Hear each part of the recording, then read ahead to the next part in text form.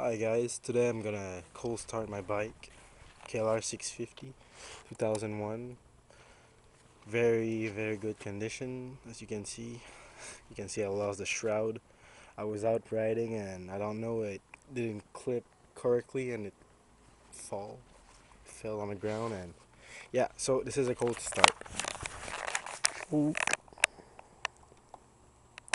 Right, choke.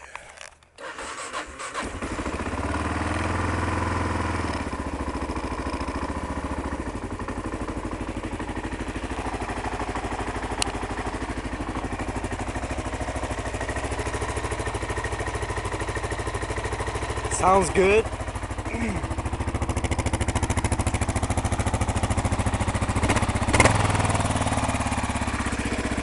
Choke off. Idle a little. Sounds very good. No problem with it.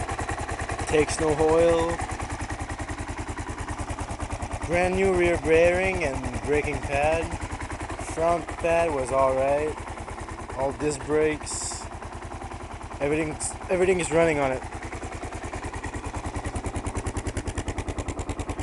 An awesome bike, just awesome.